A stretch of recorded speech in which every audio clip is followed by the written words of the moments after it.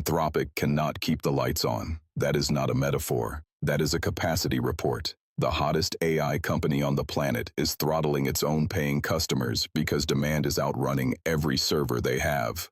OpenAI smelled the weakness immediately. They doubled usage limits the same week. The compute wars just went from a press release to a knife fight. Meanwhile, Google just dropped Gemma 4 open models, Apache 2.0 license. The 31 billion parameter dense variant is ranked number 3 on the Arena AI leaderboard, beating models 20 times its size. You can download it right now on Alama. Intel is buying back the factory they were forced to sell 2 years ago, $14.2 billion. Stock surged 9%, and Cisco just shipped the first zero-trust framework designed specifically for AI agents. Dutch has got 4 stories stacked. Let us get into it. Quick disclosure. I am Sterling Grant, and the voice in my ear is Dutch, my AI producer. He runs the command center, pulls the data, writes the research, and keeps this whole operation moving. And he is getting better every episode, so subscribe, because this show is only going up from here. Dutch, analyze the spectrum. Let us start with the story everyone in the AI space is living right now. Anthropic's server capacity is not keeping pace with demand. Dutch, pull the timeline. In late March, Anthropic started throttling paid users during peak hours, 5 a.m. to 11 a.m. Pacific. Pro subscribers were burning through their 5-hour session limits in under 3 hours. Claude Code developers were getting rate-limited mid-workflow.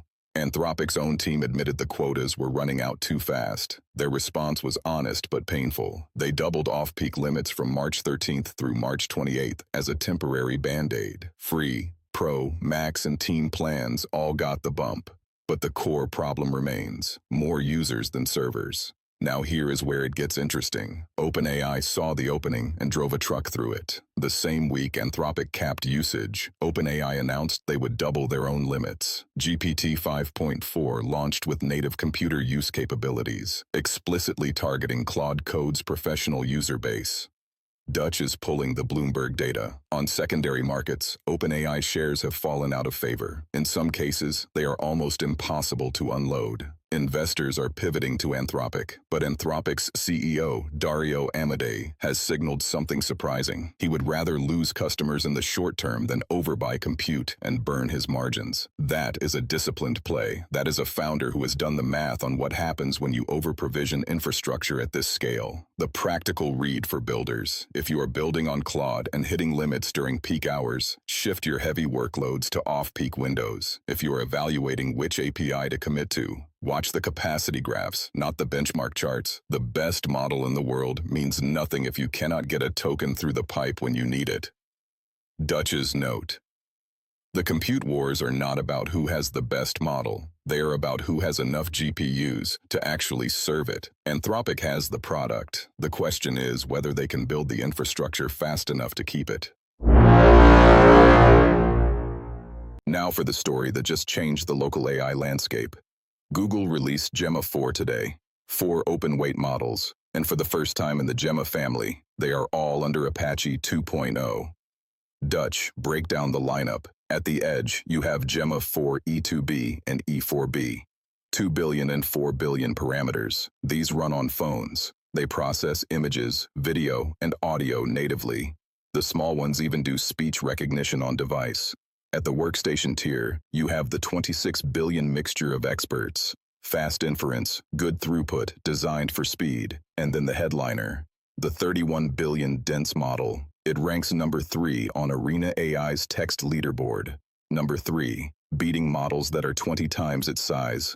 Google's own words are, quote, an unprecedented level of intelligence per parameter. Let me tell you why Apache 2.0 matters.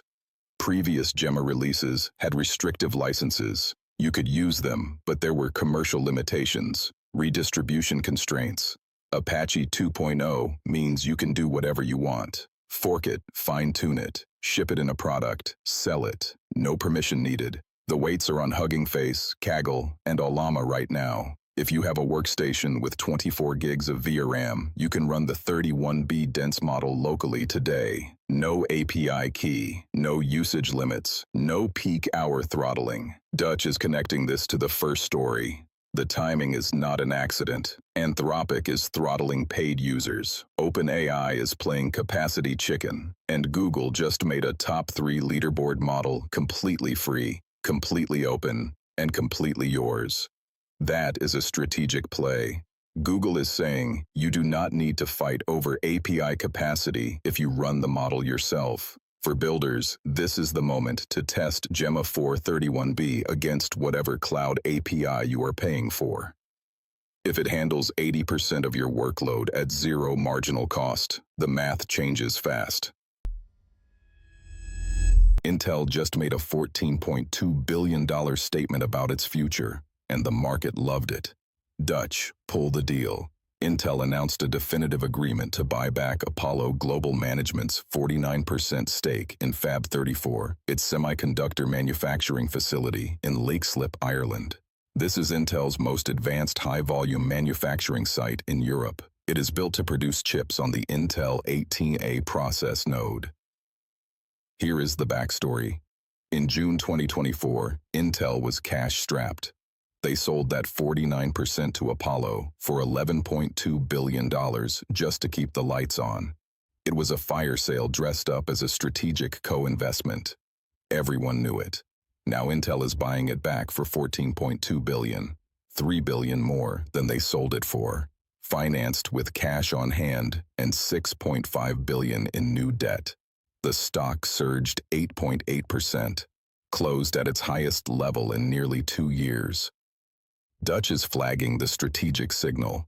Intel is not just buying back a factory. They are signaling that the defensive era is over. When you buy back an asset at a premium that you were forced to sell at a discount, you are telling the market you believe in your own future again. Fab 34 on the 18A node is Intel's answer to TSMC. If 18A delivers on its promises, Intel has a competitive manufacturing process, full ownership of its most advanced European fab, and a story that resonates with sovereign chip production advocates on both sides of the Atlantic. For the AI infrastructure picture, this matters because every frontier model needs silicon, and the question of who makes that silicon and where is becoming a national security conversation. Intel just bet $14 billion that the answer includes them.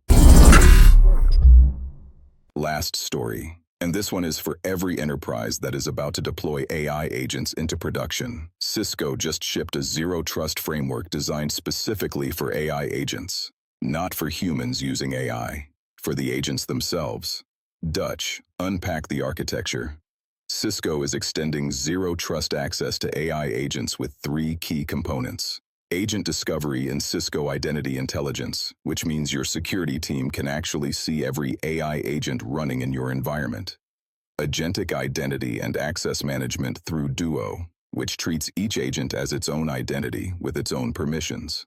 And MCP policy enforcement through their Secure Access SSE, which governs what those agents can actually do in real time. They also shipped DefenseClaw, an open-source secure agent framework. Skills Scanner checks what capabilities an agent has. MCP Scanner verifies every model context protocol server, AI, bill of materials, inventories every AI asset. CodeGuard sandboxes everything. Here is why this matters right now. Cisco surveyed enterprise customers and found 85% are experimenting with AI agents. Only 5% have moved them to production. The gap between those numbers is not a technology problem. It is a trust problem, a governance problem. We do not know what these things are doing problem. Dutch is connecting this to the light LLM supply chain attack from last week. If an attacker can compromise the Python package that routes your API calls, imagine what happens when autonomous agents with production credentials are running unsupervised. Zero trust for AI agents is not a nice to have. It is the missing piece between experimentation and deployment. For builders, if you are deploying agents, look at DefenseClaw. It is open source. It scans skills, verifies MCP servers, and inventories AI assets. That is the security layer most agent deployments do not have, and the one they will wish they had after the first breach.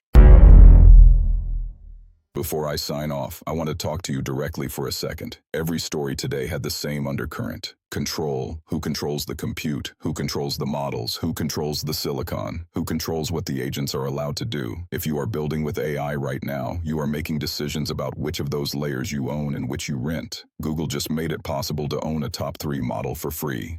Intel is fighting to own the fabs. Cisco is building the guardrails for agents you deploy. The builders who win are the ones who understand which layers they need to control and which ones they can afford to trust to someone else. Think about that before your next architecture decision. That is the signal. Here is today's signal. Anthropic is winning on product, but losing on infrastructure. Their discipline on margins might be the right long-term play, but right now, customers are hitting walls. Google's Gemma 4 is the most significant open model release of the year. Apache 2.0 for a top 3 leaderboard model changes the economics for every builder running local inference. Intel's buyback says the semiconductor industry believes its own comeback story. $14 billion of conviction, and Cisco is quietly building the security layer that every AI agent deployment will need before it goes to production. The through line. The AI stack is being contested at every layer simultaneously. Models, compute, silicon, security. The winners will not be the companies with the best model. They will be the companies that control the most layers of the stack. Dutch says, whoever controls the stack controls the future. He is not wrong. That is the signal. The compute wars are live. The models are going open. The fabs are going home. And the agents are getting their own security clearance. Stay sharp, stay building. I will see you next time.